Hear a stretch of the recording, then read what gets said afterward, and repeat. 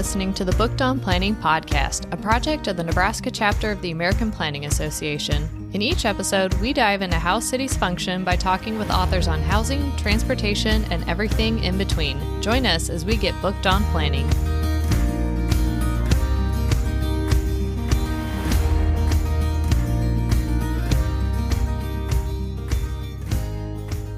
Welcome back, bookworms, to another episode of Booked on Planning. In this episode, we talk with author Henry Grabar on his book, Paved Paradise, How Parking Explains the World. This was our second live podcast recording ever. We did one a few years ago with author Alana Bruce, but for our fall APA Nebraska workshop, we had Henry Grabar out to talk about his book. We did a live podcast recording, and he wrapped up our whole day, which was all surrounding the world of parking, with a keynote.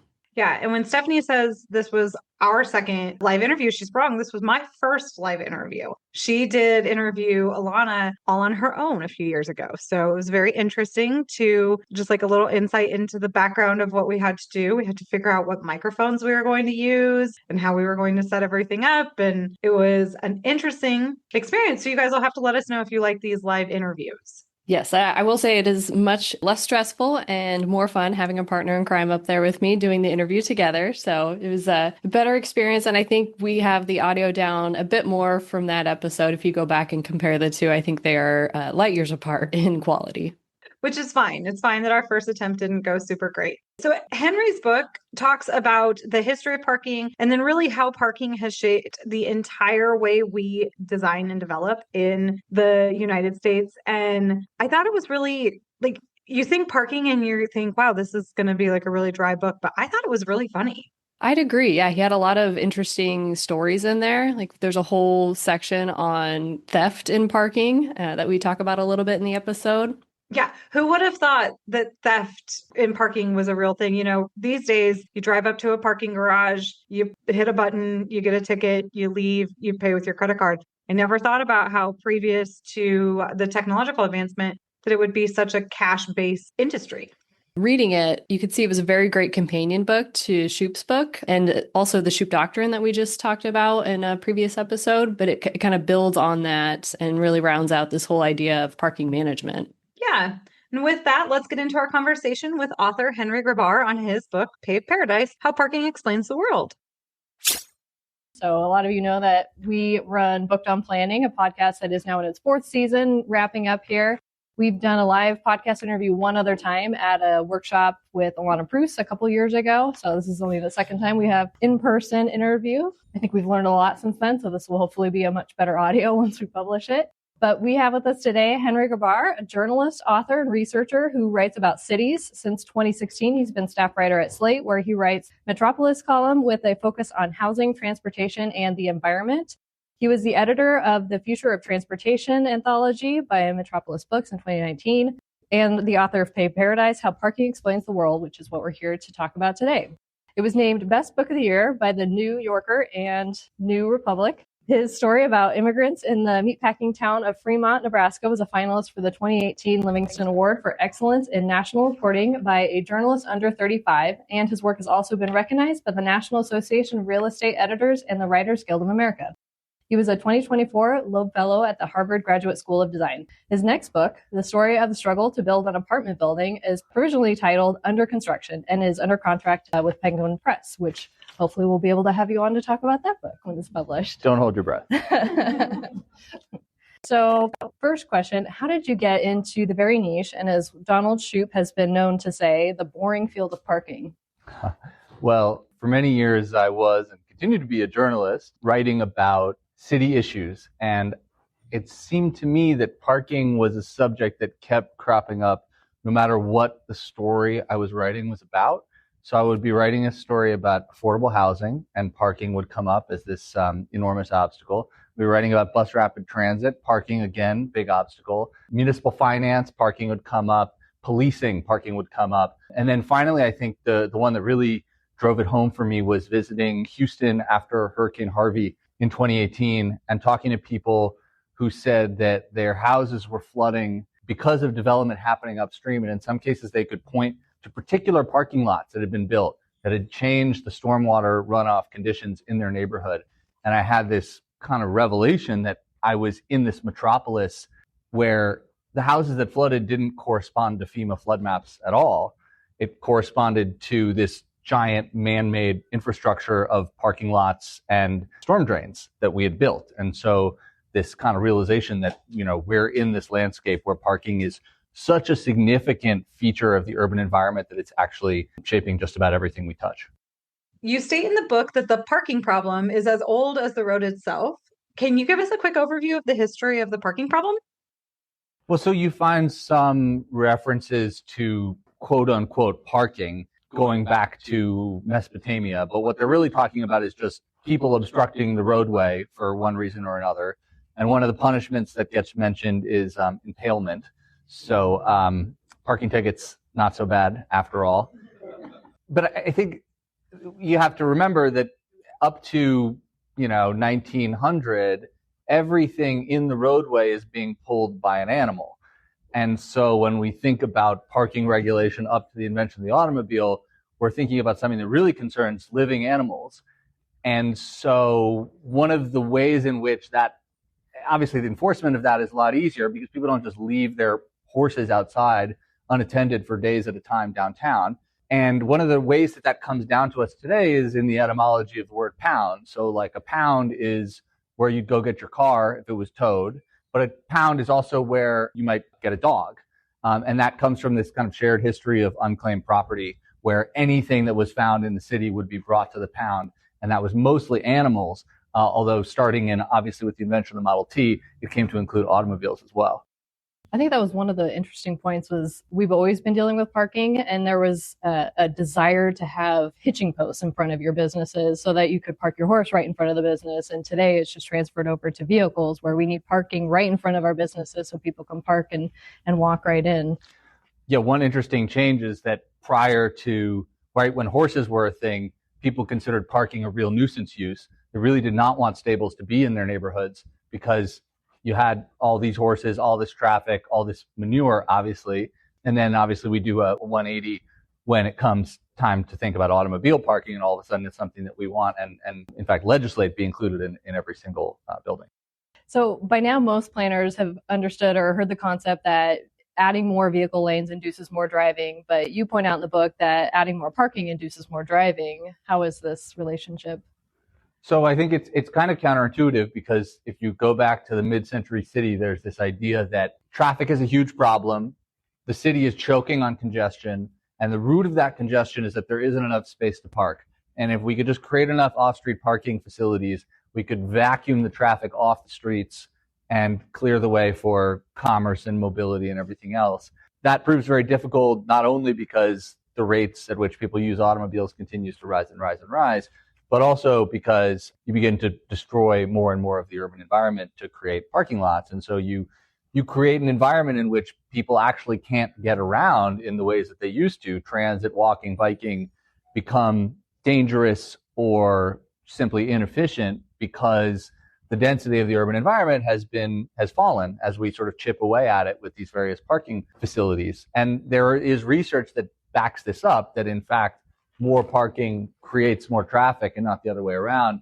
There's a study of these, I think, 7 or 9 small cities done by Chris McCahill and Norman Garrick, where they tracked the creation of parking spaces between 1960 and 1980, and then the mode share in the following 2 decades. And what they found was that the more parking that was built in those earlier decades, the more likely mode share was to shift subsequently towards people driving. And so, in fact, it was causation that parking was pushing people into using cars rather than just correlation, parking emerging to meet the demand of people in their automobiles. Around 580,000 people work in parking every day. I think people would really be surprised to find that out. Who are the major corporations behind parking, and what role do they play in shaping the parking landscape? That's a question I get a lot because I think we are so accustomed in so many aspects of our life to find these kind of big corporate entities who are pouring lots of money into whatever field it is that they're in, and they're responsible for shaping, the way that beer gets labeled or, the way that a cell phone contract gets written or something like that.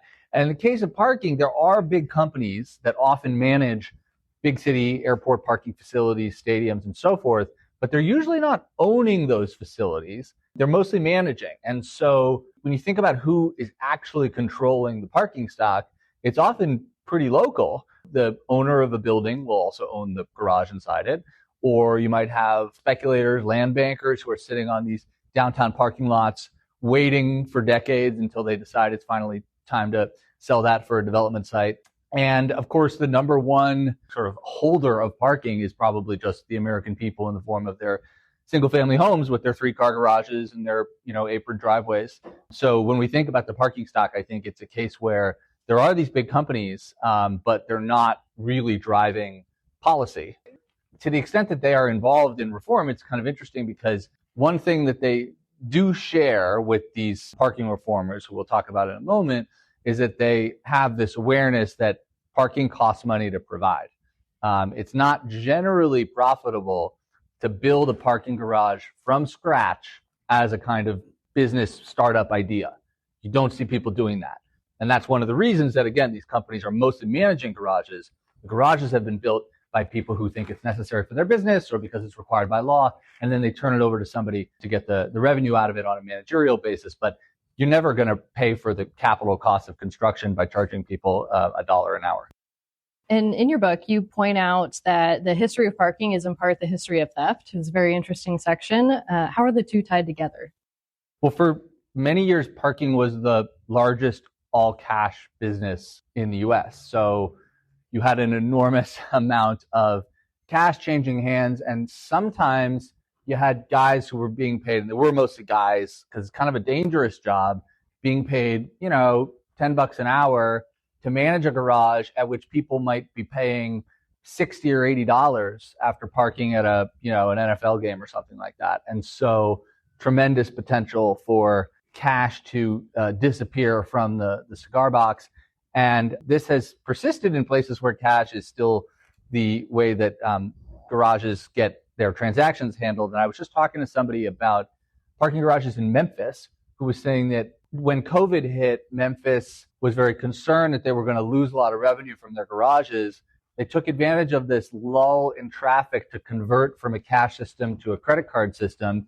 And when they came back after COVID, they had half as many people in the garages, but revenue was higher than it was before. So, evidently something fishy was going on there. I think it's interesting that you mentioned that in the garages, the majority of the enforcement is male, because in the beginning, parking enforcement was female. That's true. And I think that reflects, again, the difference between how we think about on-street and off-street parking. On-street being a job done primarily during the day in these kind of busy business districts where I don't know exactly why the first people to do this job were women, but I think it has to do with the fact that it was considered a kind of a service to enhance the viability of the neighborhood. And so we wanted to put a friendly face on what was designed to be really a management system. And since we're in Lincoln, I'll share that before we talked today, you sent me these historic newspaper articles about the arrival of parking meters in Lincoln. And it's kind of a beautiful thing to see, this account of people being just amazed at the way these parking meters were installed, and order was suddenly established on the street practically overnight. Which is not to say that being a parking attendant is not sometimes a dangerous job as well, because you do have to deal with irate motorists. You share about some of the parking attendants in New York City getting punched sometimes. Yes, and there's a long and painful history of parking attendants being basically abused for trying to do their job. And I think poses an interesting question now that we do have license plate recognition. We could send cars around basically just taking photos of license plates, running them against the meter system and figuring out who is parked illegally. But that might result in an uncomfortable number of parking tickets. You dedicated a whole chapter to Chicago's decision to privatize their meters. What was the reason behind the privatizing, and why was it a horrible mistake? So Chicago, for those of you who don't know, sold, or leased, I would say, it's 36,000 parking meters for a period of 75 years to a bunch of private investors. And the thinking behind this was Chicago had some success with privatization of public assets in the 2000s. And with the financial crisis bearing down, they decide, what if we put our parking meters out to bid? and they get this offer for more than $1 billion up front for 75 years of parking meter revenue. Now, at that point, the city was making so little money from its meters that this seemed to some like a pretty good deal. They were going to get $1 billion right in the sort of at the dawn of the great financial crisis, and they would have been able to, forestall raising property taxes and so on. Turned out to be very bad, however, because as the private investors led by Morgan Stanley, as they bid for this asset, what they knew that the city of Chicago did not know was that those parking meter rates could be raised quite significantly. What Chicago saw as a good deal for them turned out to be a very good deal for the investors. They have already made their money back, and there are still 50 years left, or 60 years, almost 60 years left on this deal. So for the city of Chicago, not only did they lose out financially, but they also lost control of their streets. And so when they want to build a bike lane or have a parade or close a street to traffic for a farmer's market or something like that, they need to write a check to these investors who control the parking meter supply. They want to take a parking meter out of operation, they need to install one somewhere else. And this is the status quo in Chicago for the next almost 60 years. And the tragedy is the rates finally reflect the actual demand to park in these commercial areas in Chicago, and yet the revenue is not going to pay for city services, public transportation, street trees, benches, crosswalks, anything like that. It's just going into the pockets of these investors. Have you found any other cities that have fallen into this trap, or was Chicago like the glaring example of what not to do? Chicago did frighten people for a long time. I think there's been a couple examples of privatization since, and I don't think that it couldn't work in principle. It's just that you have to think carefully about how you're designing that contract. In Chicago's case, the whole process was very rushed, and definitely the aldermen were discouraged from looking closely at what was actually being negotiated. So in the book, you bring up the term forbidden city a few times. What is this and why does it exist? So the forbidden city was a term that was introduced to me by an architect in Los Angeles named Mark Valianatos. And what he was describing was the way that walking around Los Angeles, he had noticed all of these beautiful buildings that dated from the early 20th century that really made up the backbone of Los Angeles's architectural character. And if you ever driven around LA, you know that the city is full of these like kooky historical pastiche examples in its architecture. You have commercial buildings come right up to the street. You've got apartment buildings, all kinds of stuff that have since been forbidden by zoning because Los Angeles downzoned itself in the 1950s, 60s, and 70s, and also by parking requirements. And so what Mark realized, and he would go on this tour, he would take people around to these often beloved structures in Los Angeles, and he would say, you like this? Well, it can't be built now. And it can't be built now because the zoning doesn't prohibit it, or it can't be built now because this would require 55 parking spaces, and so they'd have to buy and demolish the adjacent, 6 properties or whatever. And I think that is actually a pretty powerful and generalizable argument for people in all kinds of places. I was speaking a couple weeks ago to some parking reformers in Connecticut who were saying one of the most effective techniques that they found in trying to convince people to move towards a mode of development where there's less parking is to just look around at these historic Connecticut town centers and say, if this is what you like, then recognize that the laws we have on the book have made it impossible to build this. They talk about like Gilmore Girls. Like, look at the town Stars Hollow. Is that right? Stars Hollow. Stars Hollow. Thank you. Don't worry, I got you. Stars Hollow, they say, that's the kind of thing that is, it's part of this forbidden city of, America's architectural and urban history that we have since declared illegal to build, even as it is, I think, acknowledged by most people to be the thing that they really like most about the places that they live. We continually hear the development needs parking to be successful, but you make the point that some of the most expensive real estate in the country does not have the corresponding parking. Why is this myth so persistent in the development world? Well, there are certainly some places where you do need to have places for people to park. I think the issue is there is already a lot of places for people to park. And so the question of whether a particular building needs to have its own parking lot or garage associated with it, often there's enough place to park around that building for the people who would need to drive there. But then the other thing is that when we think about how people use buildings and how people get around, there are obviously other ways of getting around than driving. And as density rises, as it becomes more difficult to park, you see more people using other modes of transportation to get from here to there. And so there's this kind of almost magical threshold at which, when it actually becomes hard to park, it almost means that you've reached a threshold of density at which transit, biking, walking become more viable. And so right as it becomes difficult to park, you find people who are saying, you know what, I'm actually going to get around in a different way. And so I think that's why you do reach places that can obtain this kind of super density where most people aren't getting around by car. And again, like enormous, if you're interested in like the tax base, obviously a better situation to have a bunch of properties that are just built out to the max rather than to have a surface parking lot owned by the city every 2 blocks. I think the hardest part is getting to that threshold and getting the community to make changes that will encourage more density without the parking and to eliminate certain parking minimums. We have a lot of backlash on reducing parking minimums in residential neighborhoods because residents, while they have their 3-car garages to park off street, are worried about their neighborhoods getting clogged with parking if there is a new apartment complex that doesn't build parking. And so trying to get to that threshold, I think, is challenging for most communities. Yeah, I was in Arlington, Virginia a few weeks ago, and the planners in Arlington have tried a performance parking pilot where they are charging dynamic rates for different blocks and so on and so forth. But right adjacent to these commercial blocks, they have residential blocks, and the residential blocks are concerned about spillover from the commercial blocks. And so they lobby to be included in these residential parking permit zones, which effectively clears the curb of anybody who doesn't live in the neighborhood. And what was interesting about this to me was they said in Arlington, they did a survey and they found that these residents report that their block is full, quote unquote, when it's at 50% occupancy at the curb.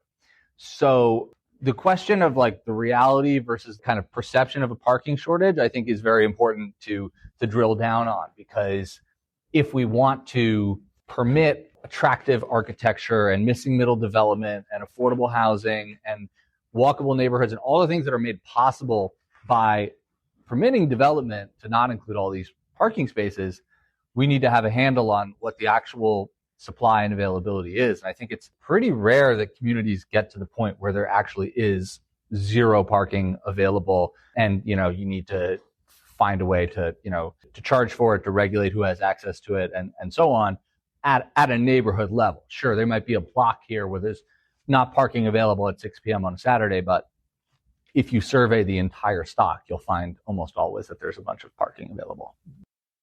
You gave one example of how COVID impacted one community with their parking revenues in their garages. And I don't think there's a sector of city life that wasn't impacted by COVID. Can you give some examples of both positive and negative impacts to the parking industry that came out of the pandemic? Well, so when I was working on this book, I had this kind of wish that people would see that the curb lane, which up to this point really has been without any real critical thought allocated just for the storage of cars, could be used for other things. Like, imagine what it could be used for. And then it was like I had wished upon the monkey's paw. COVID arrived, and that was the thing that caused people to say, oh, you know what? We could fill up all these parking spaces with outdoor seating. And all of a sudden, like, we could turn all our restaurants inside out, and people would sit out here and they'd increase the revenue of the restaurants and the tax revenue, and they'd bring eyes on the street and sort of restore a sense of street life in these neighborhoods that had been hard hit by the shutdowns. So I think that did move the Overton window for people, even if there has been a lot of retrenchment as the sort of cars come out and sort of take back their territory. I do think there was a realization that, this is just real estate that could be used for literally anything. And I think that is a positive legacy, ultimately. The challenge, I think, primarily is that COVID has really done a number on public transportation. And so if you've got cities where people are only going to the office 2 or 3 days a week, that poses some real challenges for public transportation systems that are accustomed to having those 9 to 5, 5-day-a-week commuters supply a good chunk of their revenue and then subsidize maybe the the off-hours service or the routes that go in other places. And so I think as public transportation reckons with maybe a new model, maybe new routes to provide more trips for people who are doing, people who've been traditionally been left out of transit planning, childcare trips, medical trips, daytime or off-hours trips. Public transportation has really been very 9-to-5 focused, and I think there's a need to revisit that. And the reason that concerns parking, of course, is that while there is often a great excess of parking that we could be making better use of, ultimately, I think the way to create a really vibrant place is to get people traveling by some other means. And so big cities really do need functioning, high quality public transportation systems to permit the kind of density that gives them their magic. I mean, there is no Chicago, there's no New York without public transportation, even if when you look at mode share, it represents a relatively small slice of the general commuting population. It is nevertheless essential to creating an environment where not everybody needs a car. And once everybody needs a car to get to work, there's traffic effects. And then most importantly, I think there's the need to park all those cars, and the way that just forces you to dedicate 50% of your land use to car storage. To end your book, you point out the criticism that changing parking is a penalty that falls on the backs of those who can least afford it, which at face value has some merits. But narrowly focusing on just parking is missing the broader picture. What do you envision a successful system to look like? Well, I think this is where we can get back to the necessity of public transit, biking, and walking being part of the conversation. Because ultimately, what is the goal of rethinking parking? It's number one, that our current system has created a lot of waste. So there's a lot of wasted space, wasted energy, wasted materials, wasted money that goes into all this parking that doesn't get used. But also because while it's true that giving somebody a car is probably the most effective anti-poverty intervention you could do for someone who doesn't have a car, the obligation to own a car, to participate in everything society has to offer, to access the labor market, to go to school, to go to the park, the requirement that every adult have a car to do all that is an enormous tax. I think the median American household spends something like $15,000 a year on their cars, and it's the second largest expense after housing. And so to the extent that we can build a city or a town where families with 3 cars can get by with 2, or 2 cars can get by with 1, where some trips can be made without a car, we're really liberating people from that enormous financial burden of lease payments, insurance, maintenance, gas, and parking fees. We just finished here in Lincoln working on a poverty elimination action plan. And what we kept hearing over and over from people that participated in our public engagement was that our transit system isn't set up to allow them to thrive, that they can't take jobs on nights or on Sundays because our transit doesn't run, or they have to leave 2 hours before a shift to be able to get there in case the bus has a breakdown and it's only 1 hour headways. And so typically they don't have the option to own a car because of the expense. And so they're relying on a system that really doesn't set them up for success. Yeah, that sounds like a familiar predicament where if transit is not fast, frequent, reliable, then it is a big ask for people to say you should travel without a car because it's better, or we want you to do that. I think there's often this chicken and egg question that when I was in Omaha, we were talking about this question of, can you shift to a mode of development and land use where parking is less important before you have provided the transit? Or do you need to provide the transit and get people riding the transit, and then you can begin to chip away at some of the parking and start charging for it and limiting how much you're building and all that? And I think it is complicated because on the one hand, if you charge for all the parking, but you haven't provided the transit yet in a way that serves people's needs, then I do think you are putting people at a disadvantage if they're really struggling to make ends meet. On the other hand, there is no reason that anybody will use transit, except people who have no other option, unless it's difficult to drive. Driving is so much easier, cheaper, faster, that unless there are obstacles in the form of parking fees or traffic or limits on where you can park geographically, that until those things exist, people are not going to use transit. So I think ultimately the parking shortage has to come first before the transit system becomes a system that, people are going to want to use if they have a choice. I think Minneapolis is a really good example of that. I worked there for a time, and it was challenging at best to be able to drive downtown and be able to park and go to work there. So the transit system was really set up to bring commuters in an efficient and expedient way. So that was the way most of us that work downtown got into work. Yeah, that sounds right. And I think, again, with a lot of big cities, you hit a point at which you literally cannot provide more parking for everybody who needs it. You see this at universities, medical centers, and really vibrant downtowns where at a certain point, it's not possible to provide enough parking. And that's, I think, where transit really becomes essential to permitting growth and densification. And always the last question on our show, in addition to your book, which we always recommend that everyone listening get a copy of, what other books would you recommend our listeners check out? Okay, I'm going to recommend 3 books. The first of them is Emergent Tokyo. So this is a book by Joe McReynolds and Jorge Almazán, and it's about the particular urbanistic forms that make Tokyo such an interesting city. And they really go into great detail, both on an architectural level and a historical level, on explaining how these particular pieces of the Tokyo environment work. They talk, for example, about these multi-level commercial buildings where you'll have a restaurant or something like that on every single floor, which is something that I think for Americans, we very much associated with East Asia, like that kind of thing. And they explain how those districts emerge and how they function.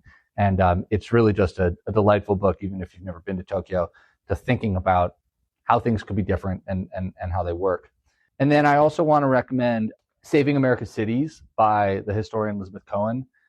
That is a biography of the urban planner Ed Logue, who was the urban renewal czar in Boston and also had roles in New Haven and New York. And what was so interesting about that book to me was, I think after being as a New Yorker, I think Robert Moses really dominated my view of what urban renewal was about.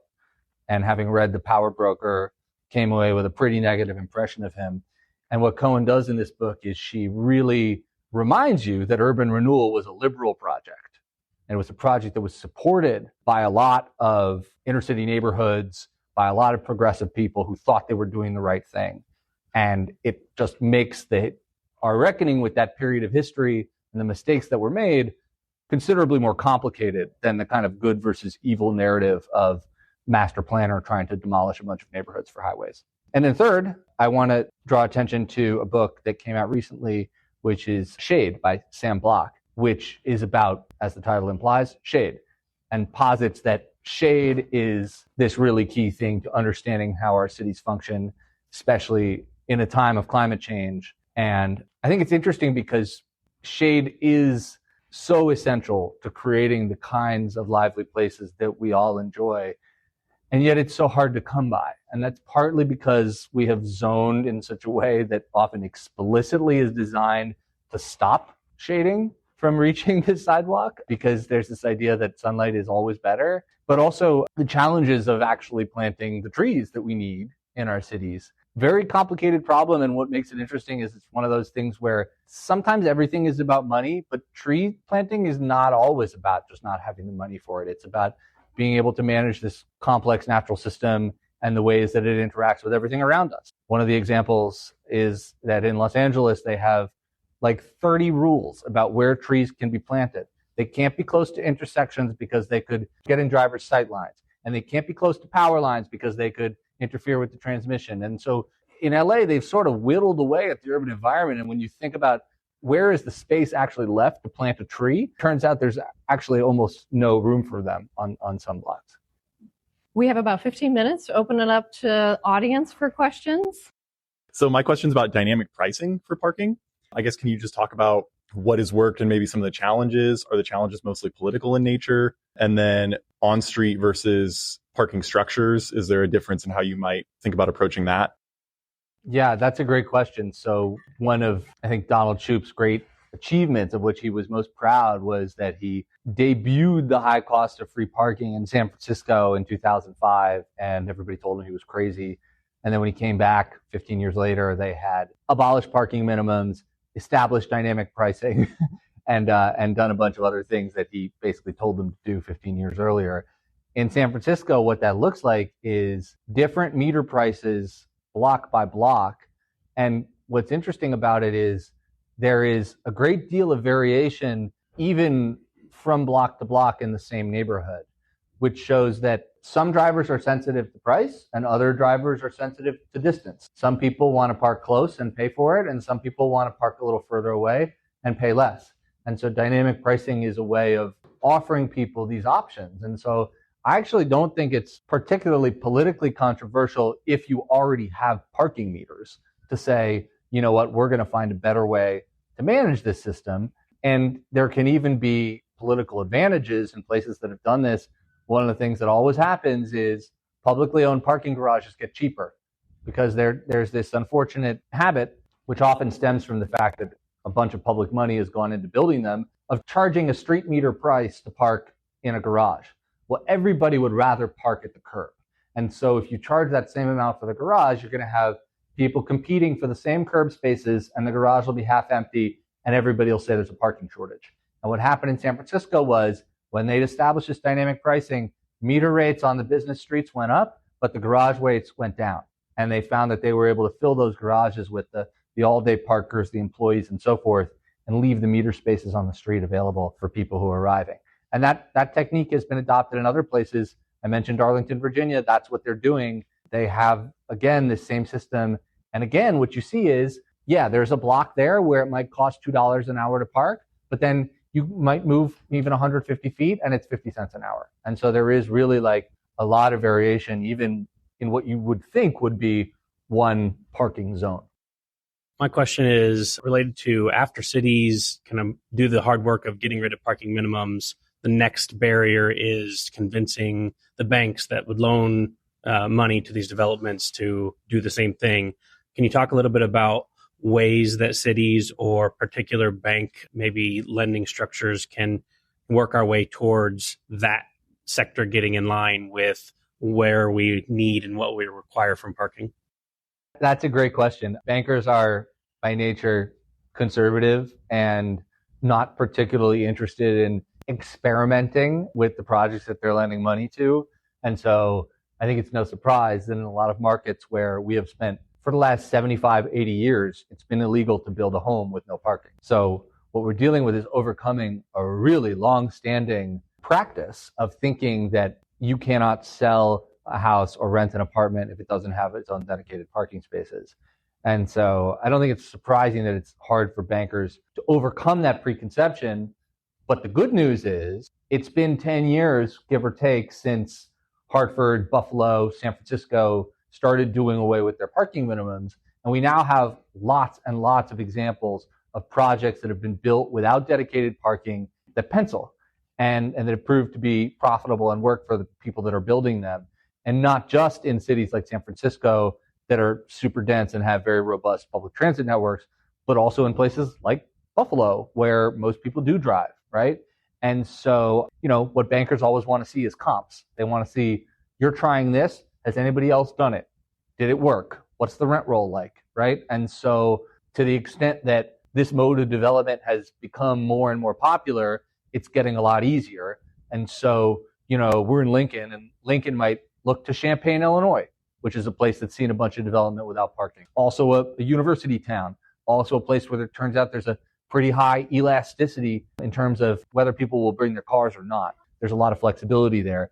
Denver is another case where they're building things without parking too. So Minneapolis, right? So as the number of places that are experimenting with this increases, I think it's going to get easier and easier for bankers to find examples that they feel comfortable with. Without going into too much detail, what's some of the most effective things to say to people who think they're entitled to free parking everywhere and have like that scarcity mindset to kind of get them thinking of like why we pay for parking and why it's not everywhere? I think the most effective thing is often to just establish for them that there are trade-offs involved. I think if somebody is just dead set on maintaining free parking forever, and there's not that much you can say to talk them out of it if that's their preference, but what you can say is there are trade-offs. Here are the trade-offs. If we have free parking, we will have a parking shortage. if we have a parking shortage, it will become necessary for these businesses and residences to allocate half their square footage to parking lots. If that happens, we will no longer have a dense and walkable commercial neighborhood. If that happens, the tax base will drop, and then your property taxes will go up. And so you can sort of run through the ways in which this parking-centric mode of development ultimately costs us all. But I think it helps to be able to perceive the trade-offs. And for different people, that might mean different things. Some people who are motivated by the idea that free parking is impeding, I think you have to tie free parking to parking minimums, right? And if you have parking minimums, you might have to demolish a bunch of historic structures. And that motivates some people. You might have to chop down a bunch of trees to build a parking lot or a garage. You might have to go into debt as a city to spend $20 million on a public garage. I mean, there are countless cases of small cities that perceive a parking shortage, are reluctant to make people pay for the parking, and then finally they wind up spending all that money on a giant garage that nobody uses. And those are all effective ways of kind of raising awareness about this issue. One of the counter arguments you often hear is, well, I'll just park for free out at the Suburban X or Y, rather than continuing to patronize these local businesses. And people will say that, and they might do it. But I think the truth is, if your downtown or your commercial strip if free parking is the only thing that's keeping it going, then you have bigger problems. And that you're never going to do better than the suburbs on free parking. You're never going to do better than the mall, right? And so I think that's important to reckon with. And then the last thing I'd say is there probably will still be free parking, even if some parking is paid. It's really about making sure that the free parking is a little further away, so that the people who are arriving and need to run a quick errand or make a delivery or something like that, they have access to these paid parking spots. So almost everywhere that it establishes parking meters, there's a lower cost option. It's just a couple bucks further away. Thank you, Henry, for joining us on the podcast to talk about your book, Paved Paradise. Thanks for having me. We hope you enjoyed this conversation with author Henry Grabar on his book, Paved Paradise, How Parking Explains the World. You can get your own copy through the publisher at Penguin Random House, by supporting your local bookstore, or online at bookshop.org. Remember to subscribe to the show wherever you listen to podcasts, and please rate, review, and share the show. Thank you for listening, and we'll talk to you next time on Booked on Planning.